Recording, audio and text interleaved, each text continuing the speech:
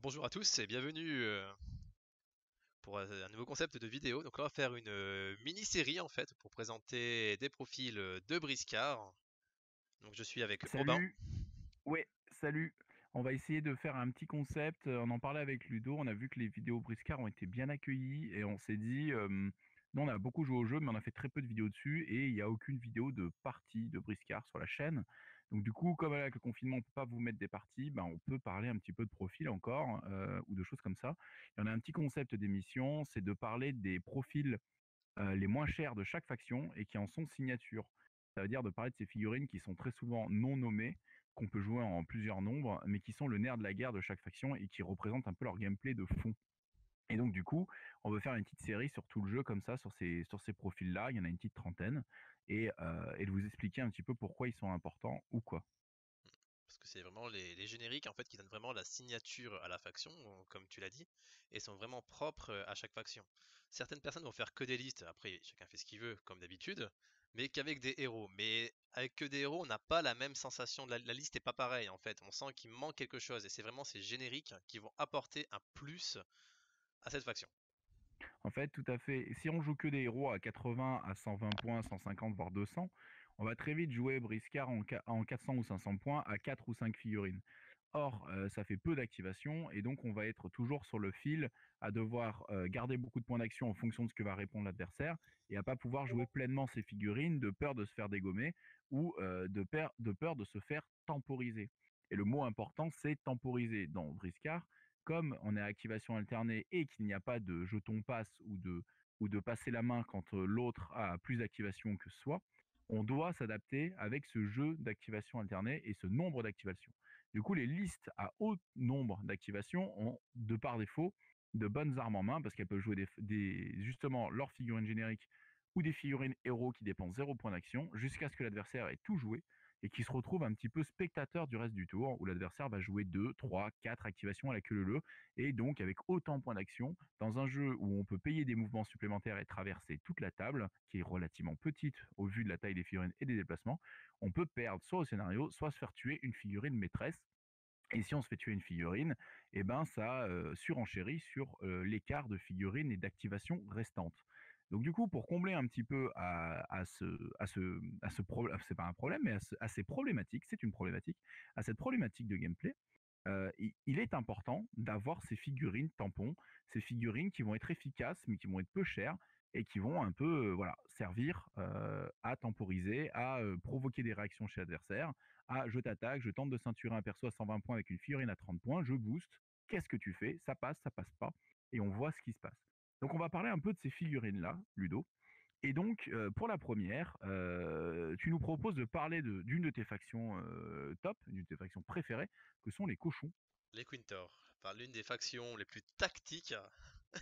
Certains rageront derrière leur écran, mais c'est vrai, ça dépend comment tu les joues, c'est comme toujours.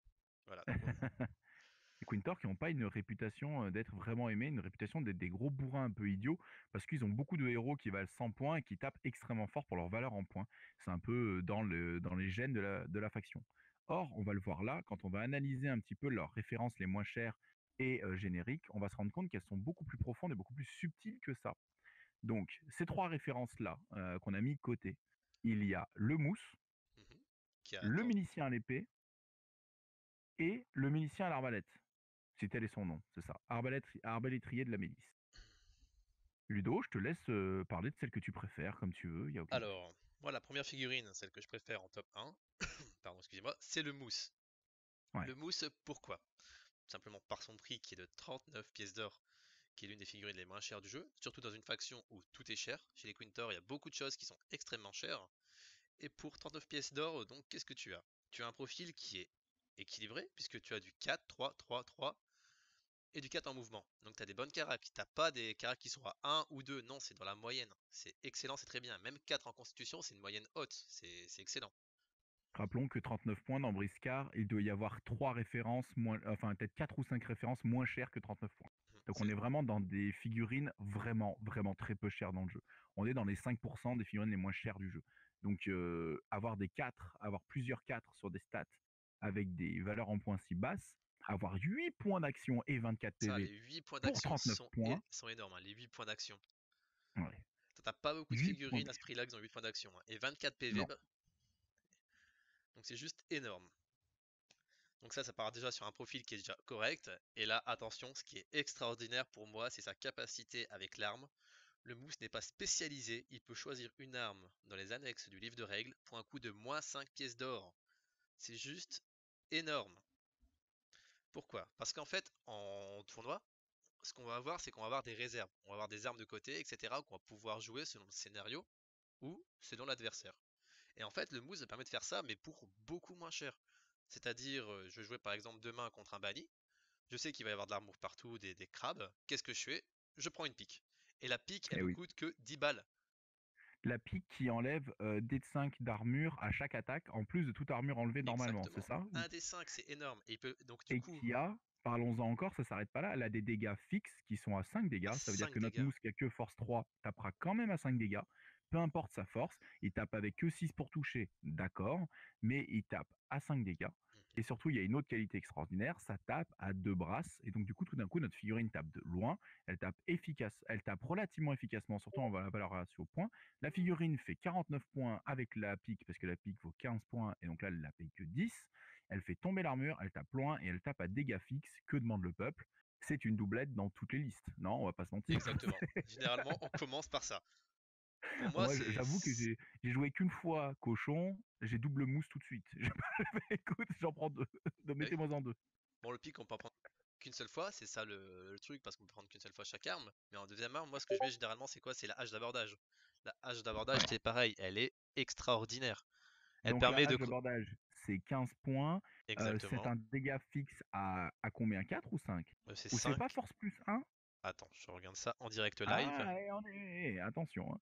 Et par contre, la hache d'abordage, elle a une qualité extraordinaire. C'est Elle peut force dégâts. casser force Les- dégâts. Donc force dégâts, pas de bonus, pas plus Non. 1. Mais après, c'est pas pour ça qu'on Ok. la prend, c'est pas pour les dégâts. Voilà, elle fait 3 dégâts, la hache d'abordage, du coup, avec le mousse. Mais par contre, Les sur les actions, scénarios, c'est ça, de crocheter et de détruire un objet, se rater que sur échec critique.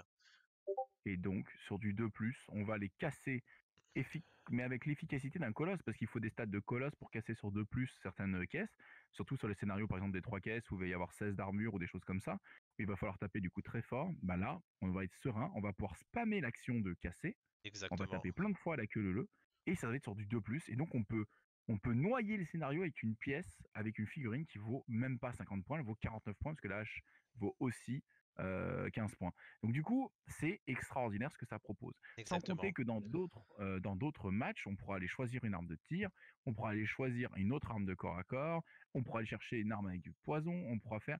En fait, on va pouvoir adapter sa liste au match qui est en face, Mhm. juste avec notre réserve. La réserve qui est, comme on disait, très importante. Et avec le mousse, elle est sublimée, la réserve, parce que on va aller chercher des objets qui sont moins chers et on va en chercher deux pour vraiment s'adapter à c'est quoi le match, comment je gère ça. Faut pas oublier qu'on a l'action Donc, de donner-prendre, c'est-à-dire que l'objet, tu l'as acheté une fois, après tu peux le donner à quelqu'un d'autre, tu vois. Donc il y a toujours et des tu l'as possibilités. payé, tu l'as payé 10 points de moins. Mais oui, c'est ça, et c'est la réduction qui est juste fantastique. Bon, Et voilà. la règle spéciale Commodore, on n'en parlera pas. Qu'est-ce qu'elle fait déjà, dis-moi? Alors le Commodore le porte plus 2 en bonus de soutien au lieu de plus 1. Ah oui, ça c'est une bonne règle aussi. Une bonne Donc ça va règle, permettre d'en mais il faut jouer émuler. le Commodore, et ça c'est compliqué. Ah bah oui. Mais c'est quand même sympa. Donc du coup, en fait, on se retrouve avec une figurine d'adaptation qui peut vraiment faire de tout. Moi, j'ai déjà fait des parties où il y a double mousse qui vont sur mon objectif. Le premier, il tape 3 fois sur l'objectif, puis après, de, hum, il passe stage d'abordage au deuxième mousse ou un autre pote qui est à côté qui lui aussi va spammer l'objectif et tu te fais détruire un objectif très rapidement. Et là, alors là, niveau scénario, tu te retrouves tellement derrière que c'est très très problématique. Donc en gros, le mousse, une grosse figurine qu'on vous conseille pour les joueurs Quintor parce qu'elle a pas l'air comme ça, mais elle peut vraiment faire des parties. Mhm. Exactement. La deuxième figurine qu'on va parler, ça va être quoi? Ça va être le milicien à l'épée, milicien de base qui a 57 pièces Donc d'or. il commence à être un poil au-dessus des 50 points que l'on recherche pour ce prix de figurine-là. Mais certaines factions ont des figurines relativement... Par exemple, les Maoks n'auront jamais de figurines à 50 points ou moins, ils n'en auront pas beaucoup, on va dire. Donc du coup, forcément, ça va être en rapport aux qualités-prix de la faction en cours. Les cochons sont un petit peu plus élites, donc c'est normal que la plupart de leurs figurines soient un poil plus chères. Donc là, on est à 57, ouais, en effet, Un peu plus cher. sur le milicien. Mais compare par rapport à la figurine qu'on a vu avant, le mousse, il n'y a pas énormément de différence, tu vois. bah, il y a 20 PV, donc il y en a moins, il y a 4 PV de moins. Ouais. Même déplacement, il y a plus 1 en force, ça va être très intéressant. Mental, je crois qu'il y a une petite variation, il y a moins 1 de mental tout de même. 8 points d'action quand même, donc on est bien. Des dégâts à D de 5 plus 2 dégâts, donc c'est un aléatoire qui est un peu stressant, parce qu'on tape à 3 dégâts, on a l'air un peu couillon, mais Bah, on le tape à minimum du 7 coup dégâts. c'était 3 dégâts, tu vois. Donc là, donc au minimum, lui, il est à 3, tu vois. Entre 3 et 7. Ouais. Oui, mais le mousse, il va avoir sa fameuse arme, c'est que tu vas pouvoir tabler sur une arme qui va lui donner un bonus ou quelque chose, quoi. Mhm. Là où le milicien, il a des dégâts un peu aléatoires, mais surtout, ce qui fait la signature du milicien, ce qui fait sa force, c'est le contrôle d'identité. Exact. Le contrôle d'identité, donc c'est dans le titre de la capacité, c'est du contrôle. En gros, le policier vous demande vos papiers et vous perdez Ok. 4 points d'action à Il lui demande montrer vos papiers. l'attestation. Est-ce que vous avez l'attestation de sortie? Voilà, c'est ça. Que c'est pour des courses de première sécurité ou pas, de première nécessité ou pas. Parce que sinon, il y a amende. Et l'amende, elle se paye en points d'action. C'est 4 PA. Voilà. Elle doit réussir un test des engagements si elle veut enlever ça et le contrôle d'identité. On imagine que tu peux garder les restes des points d'action pour essayer de booster le dé sur le désengagement ou Après, il quoi. y avait le tricks de ceinture en même temps, tu vois. Oui, en plus, tu peux faire ça, ouais, ouais, bien sûr. Tu peux essayer de faire des tricks comme ça. Et donc, du coup, c'est une pièce de contrôle plus que de dégâts, parce que comme les dégâts sont aléatoires dessus, ça va être dur de stabiliser des dégâts et partir là-dessus et de dire, ouais, de toute façon, mes miliciens vont faire le travail au corps à corps. Hein, il y a un peu d'aléatoire. Ça va être dur de se reposer 100% là-dessus, surtout s'il y a de l'armure en face. À partir de là, les dégâts vont vraiment être très tranchés. Alors que là, on va être vraiment sur un contrôle solide et efficace. Et donc, du coup, pour 57 points, on peut aller voir un héros adverse et l'embêter et essayer de lui faire dépenser des points d'action à gérer le milicien, quoi. Et ce milicien a une saveur parce qu'il se joue également avec Ayudante, qui est le chef de la milice, qui permet de booster, si on veut, une caractéristique au choix. Comme ça, Ouais. milicien. Donc, c'est-à-dire, par exemple, demain, j'ai besoin de creuser, etc. Je vais booster la constitution, puisque j'en ai besoin. J'ai besoin de dextérité, et ben mon chef de la milice va pouvoir me donner de la dextérité à tous mes miliciens. Et donc, du coup, on revient sur de l'adaptation. Exactement. Un peu comme avec le mousse, on revient à de l'adaptation. Le cochon qu'on voit de loin comme étant la faction qui avance tout droit et qui tape sans réfléchir, finalement, ces deux références-là, elles nous montrent de la subtilité avec du contrôle, de la subtilité avec de la connaissance de qu'est-ce qu'il y a en face et qu'est-ce que je dois sortir pour les gérer, et donc une belle adaptation. Donc finalement, le cochon, pas si couillon, j'ai Mhm. envie de dire. Non, mais c'est vrai, c'est Ouais, important. exactement. Et la troisième ref, qui est l'arbalétrier. Donc l'arbalétrier, lui, qui coûte 62 pièces d'or, Pareil, un peu dans les un valeurs peu plus hautes de cher. points. Ouais. Donc lui aussi, 8 points d'action. Lui, son plus 1, il l'a pas en force, mais il l'a en dextérité par rapport à l'autre profil. C'est logique, c'est un Oui, tireur. Et il a son arme qui est l'arbalète, qui fait bien mal, puisqu'elle fait 1 des 5 plus 3 dégâts. et perce Et armure, ouais. perce armure qui est extraordinaire. Porter 3 7 brasses et tu recharges que pour 2, mais tu recharges à chaque tir. Et alors, on fait vite fait 20 points de vie pareil, 4 de déplacement et 8 points d'action. Donc on est exactement comme l'autre milicien. Donc on voit que c'est des figurines un peu miroirs. Comme tu disais, il y en a une qui est meilleure au tir et une meilleure au corps à corps. En gros, c'est ça la différence. Et il y a une règle qui est très intéressante. Il y a le fameux tir de réaction. À Mhm. 3 PA, si l'adversaire pénètre à 3 brasses d'un arbalétrier, ce dernier peut effectuer un tir de réaction. Et donc ça va être super intéressant parce que s'il garde beaucoup de points d'action, il va permettre de tirer sur quelqu'un. Alors, euh, du coup, c'est aussi une pièce de contrôle, mais de contrôle différente. Cette fois-ci, c'est du contrôle de terrain, des contrôles de table. Ça Et veut dire soit, qu'il va ouais. mettre une sorte de zone d'interdiction où si on rentre dedans, on prend une flèche. Et comme tu peux tirer dessus, mais tu n'as pas à le faire, tu sais comme tu veux, tu peux aussi temporiser. C'est-à-dire que si le mec avance avec une figurine dont tu t'en fous, tu lui mets pas une flèche en cul, tu la gardes pour plus tard, pour tirer sur celui sur qui tu voulais.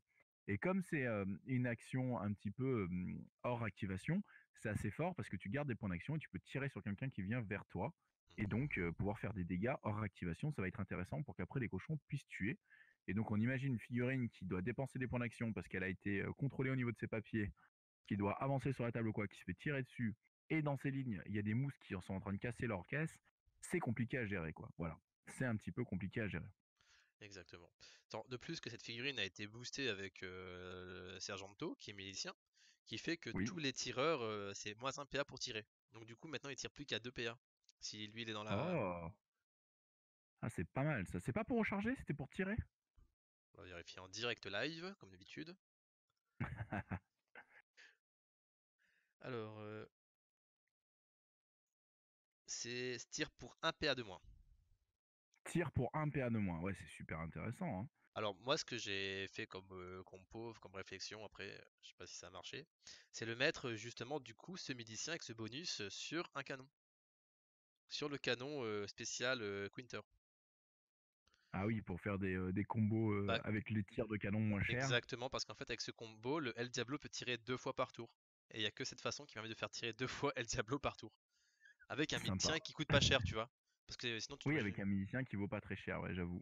Donc voilà. Donc les petits Du combos coup, possibles grâce à l'effet milicien. Le mot-clé. exactement. Et le terme est bon, c'est qu'en fait, ces trois références-là, on va essayer de faire des combos avec les héros qu'on met dans la liste avec eux. Mais eux, c'est un petit peu la chair à canon, c'est un petit peu le nerf de la guerre, c'est un peu les figurines qui vont faire que la liste va tenir la table, va pouvoir contrôler la liste adverse, va pouvoir s'adapter, et va pouvoir réagir à ce qui se passe. Et du coup, c'est des figurines super intéressantes à intégrer dans des listes cochons.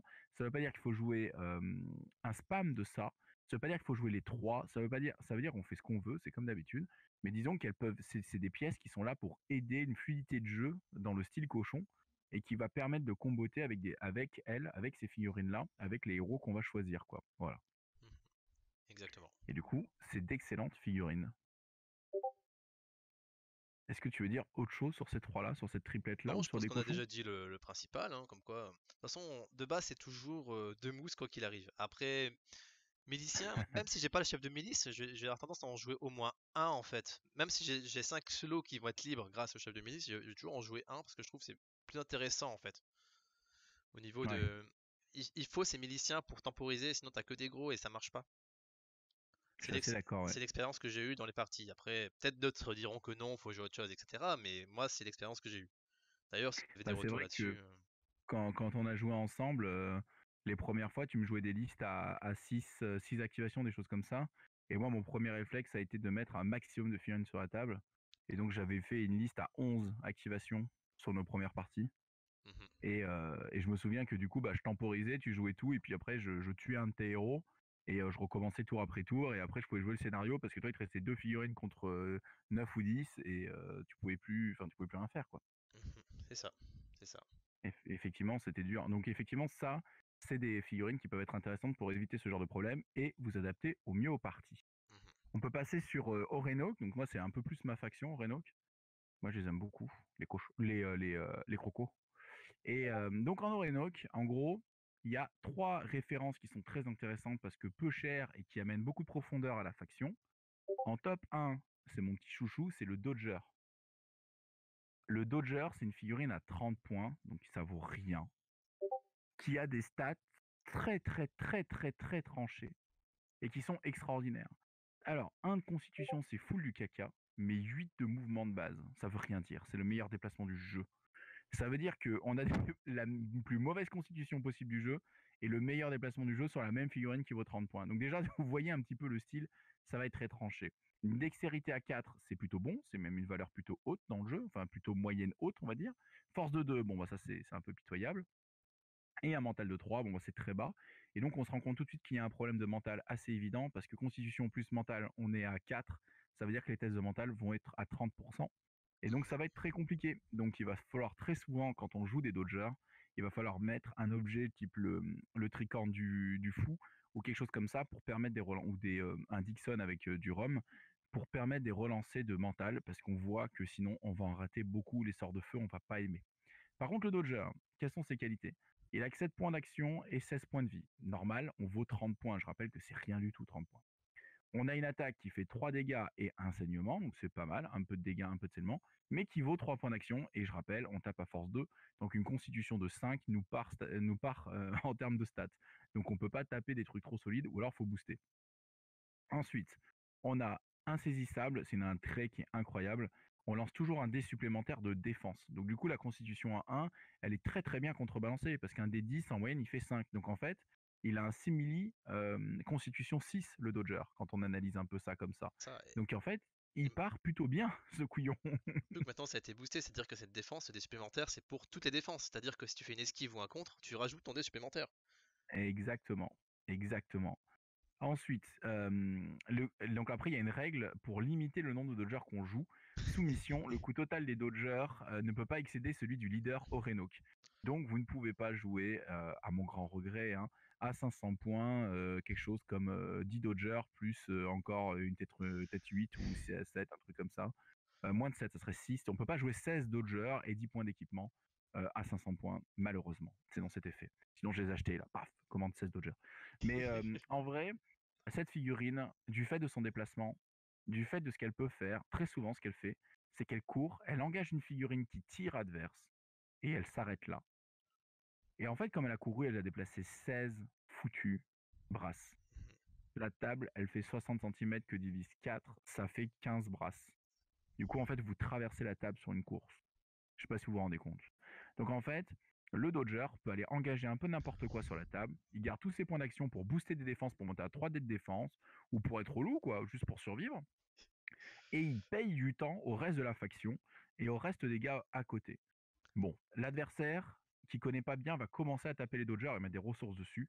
C'est dangereux parce qu'il va laisser s'exprimer vos gros. Et les gros chez les Orenok, ils ont tendance à faire très très mal et à être très efficaces dans ce qu'ils font. Ils ont des bonnes stats. Les Orenok ont des stats assez élevées. Mais ils valent cher en points, bien sûr, mais ils ont des stats assez élevées. Donc du coup, ça va être un peu une pièce qui va permettre de contrebalancer cette élite. Et donc à la fois, on va avoir quelque chose de très très tranché et pas cher, et à côté, nos héros qui vont être très chers. Donc bref, le Dodger, moi j'en joue. Je crois que ma liste où j'en ai joué le moins, c'était 3. En général, j'en joue de 3 à 5 tout le temps. Et je sais qu'avec Louis ou avec une monture ou un colosse, on peut encore monter plus haut. Mais les Dodgers, c'est très rigolo à jouer, déjà en soi.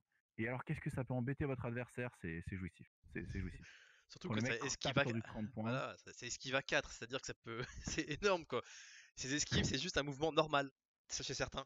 Donc il peut vraiment Oui, parce que basculer ouais, d'un... c'est ça. Bah, il va et en général, il va engager quelqu'un d'autre ou il va faire chier ailleurs et puis c'est tout, quoi.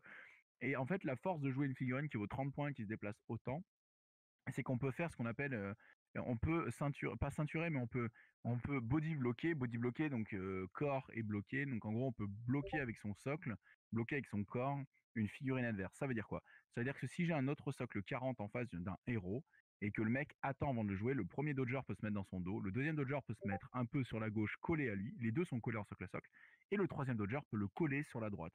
Et auquel cas, la figurine adverse ne peut plus se déplacer. Et donc, elle doit gérer et elle doit tuer des dodgers, elle doit les pousser, elle doit trouver des solutions. Mais donc, du coup, elle est bloquée par 90 points qui sont sur elle. Ils ont des bonus de défense parce qu'ils sont en surnombre sur l'autre, et ainsi de suite, et ainsi de suite. Donc, vous voyez qu'il y a beaucoup de blagues qui se dessinent. Par contre, défaut du dodger, quand on passe au scénario, eh ben, il va falloir booster. Il va falloir rajouter des dés parce que c'est assez médiocre. Les stats sont très, très, très, très, très basses. Voilà. Et comme je disais tout à l'heure, ça craint beaucoup le mental et donc le feu. Mais du coup, c'est normal parce que c'est ce qu'on disait tout à l'heure, c'est une figurine très tranchée, des points très positifs, des points très négatifs. Bien joué les Dodgers, c'est très intéressant, drôle et fort. Ensuite, je dirais qu'il y a deux autres rêves qui sont importantes. Un, c'est pas une rêve totalement Orenok, mais qu'on a le droit de jouer en Orenok, c'est la Baby Rotuma. La Baby Rotuma, c'est une des figurines les plus ouf du jeu, je trouve. Elle vaut 46 points. Ça se déplace très lentement avec 3, une constitution à 3, dextérité 2, force 4, mental 2, donc des stats plutôt basses, même pour 46 points.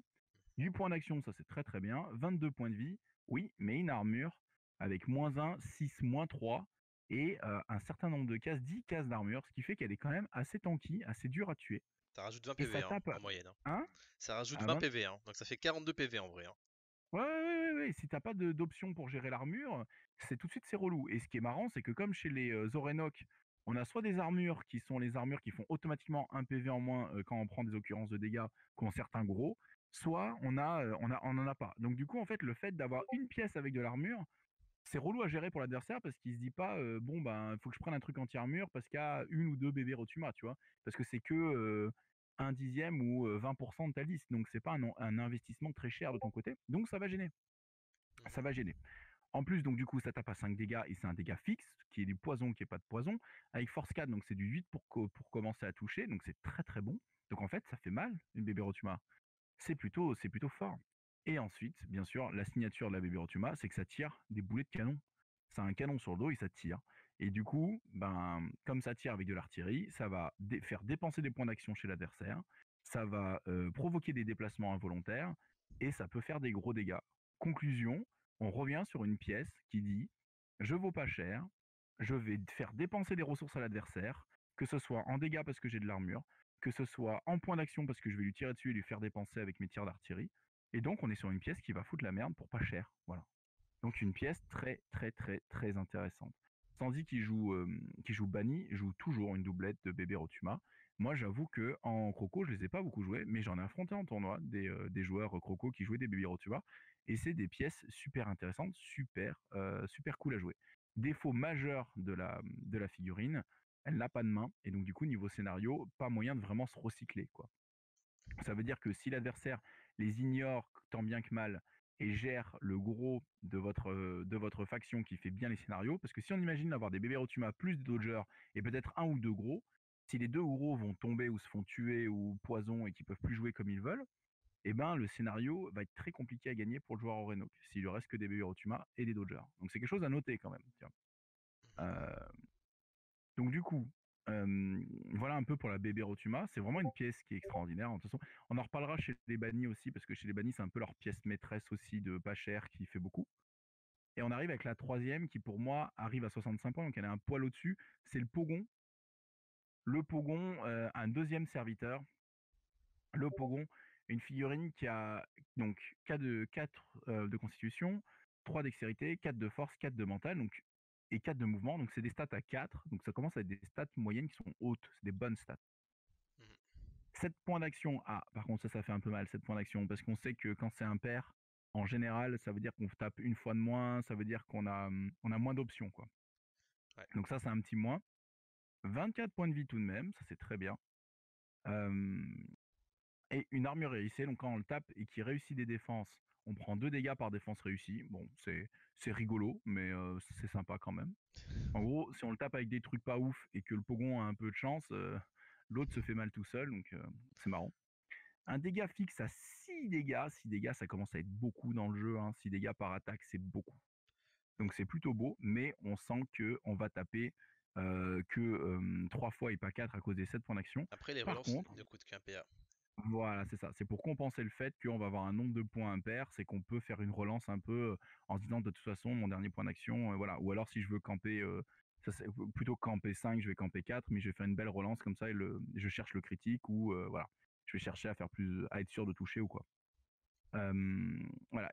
Et donc une règle spéciale, on ne peut pas contrer la première attaque de charge du Pogon, donc une petite règle spéciale assez situationnelle, mais qui peut être assez intéressante contre certaines références qui ont des contre-attaques qui sont fortes ou qui sont basées sur les Par contre-attaques. exemple, à Donc du Udante, coup, et c'est un contre-attaque à 1 PA, ils peuvent le faire. Voilà. ouais, et même t'as le Laurent Houtan là qui est très fort là. T'as Abelli et t'as Big Pongo. Ouais, Je connais. Big Pongo, voilà. Big Pongo, je pense que tu peux l'embêter avec ça parce que lui il contre et il peut faire sa botte sur le contre ou des trucs comme ça. Du coup, une figurine comme ça, il peut essayer de lui faire énormément de dégâts sur le contre et là, ben, tu peux lui interdire. Donc ça Mhm. peut être intéressant. Bref, une référence un peu touche à tout, qui va beaucoup mieux scénario, qui va beaucoup être plus polyvalente, mais qui est beaucoup plus chère, mais sans tomber dans des prix de champion à 90, à 130 points, 150, qu'on a, comme on a d'habitude chez les Orenok. Donc une bonne figurine intermédiaire encore. Donc un peu comme avec les cochons, on est sur 3 références qui proposent des choses assez intéressantes. Là, la différence, c'est que chez les Orenok, on voit que les références sont beaucoup plus tranchées dans les gameplays. C'est-à-dire qu'il y a des gros problèmes et des grosses qualités, ce qui fait que ça fait des figurines assez folles mais contrables. Le Pogon est plus un peu lissé, lui il est un petit peu bon partout, mauvais partout, entre guillemets, hein, il vaut ses points. Donc du coup il est plus polyvalent que les 2 premières références. Donc pareil, pour créer ses listes, c'est super intéressant. Mais très souvent, voilà, le joueur Reno doit quand même garder des atouts pour pouvoir jouer le scénario quand même efficacement malgré ses pièces un petit peu tranchées. Est-ce que toi tu veux dire quelque chose un petit peu sur les réformes Reno? Euh, ouais, tu vas dire que les joueurs Enoch, en fait, ils ont la chance généralement en fait d'avoir le plus d'activation. Les Enoch, c'est l'une des factions qui ont toujours le plus d'activation grâce aux Dodgers. Et Ouais, ça, il tout à faut fait. vraiment en user et à la limite presque en abuser, quoi. Ça serait dommage de pas le faire parce que d'ailleurs, en fait, on a des très gros et pour qu'ils aient vraiment une impact qui soit vraiment important, et ben il faut vraiment ces activations tampons de Dodger. Exactement. Parce que Moi, je envoyer, t'avoue que quand on a fait l'octogone, j'étais en briscard, j'étais en Orénoque, j'étais avec mon Gustave et j'avais 4 Dodgers, 3 pingouins, 2 journaliers chiens. Donc, j'avais énormément de figurines pas chères pour me donner beaucoup d'actions. En fait, c'est simple, ma liste, elle était composée de manière à 500 points que Gustave et Socrate faisaient la moitié des points de la liste, forcément. et que le reste, c'était genre 7 ou 8 figurines qui étaient pas chères pour le même nombre de points que les deux autres, tu vois. Donc très très tranché dans les valeurs en points de ce que je jouais, de la grosse élite, très solide, très capable, et beaucoup de figurines qui vont venir tampon, embêter, gêner, tirer, temporiser, faire chier, et scénario aussi, parce que les journalistes chiens en sont capables, on en parlera plus tard. Mais du coup, c'était un petit peu la base de ma liste, et ça a très très bien marché, ça a très très bien marché. Donc voilà un peu les possibles, les possibles. Voilà. Ouais. Mais c'est vrai que l'Oreno, quand je vois des listes Oreno avec peu d'activation, je suis toujours un petit peu étonné parce que c'est vrai que moi j'arrive pas à me passer du Dodger, quoi. Je trouve cette figurine beaucoup trop drôle et beaucoup trop efficace pour ne pas en jouer, quoi. Mhm. Exactement. Donc voilà un petit peu pour les deux premières factions. Faire, ouais. Donc, Vous nous direz si ça vous plaît ou pas comme format. si. Et aussi bien, bah, si ça vous plaît, on continue avec les autres factions, un petit peu de faire le tour de ces références qui sont pour nous assez incontournables, assez signatures de chacune de ces factions, et très intéressantes à jouer, peu importe le combo qui vont avec. Bien sûr, comme on disait jusque-là, ça sert à rien. Enfin, le but, c'est pas vous dire il faut jouer ça au maximum des possibilités de jouer ça. Le but, c'est quand on construit des listes, enfin pour nous en tout cas, moi j'oblige rien à personne, les gens font bien ce qu'ils veulent et c'est très bien comme ça et c'est même mieux comme ça. Je ne suis pas un tyran, tout va bien. Mais le but c'est que de se poser ces questions-là en fonction des héros que je choisis, lequel de ces références tampons sont les plus intéressants, sont les plus me donnent le plus de latitude dans ma liste et pour réussir un peu, pour gagner plus sur les scénarios et tout ça. Voilà, tout simplement. Voilà, voilà. Donc je pense qu'on va s'arrêter là, puis on va se dire à la prochaine. Je pense pour une ou deux factions qu'on va vous présenter d'ici là. En tout cas, à bientôt. Allez, Allez, ciao! salut, ciao.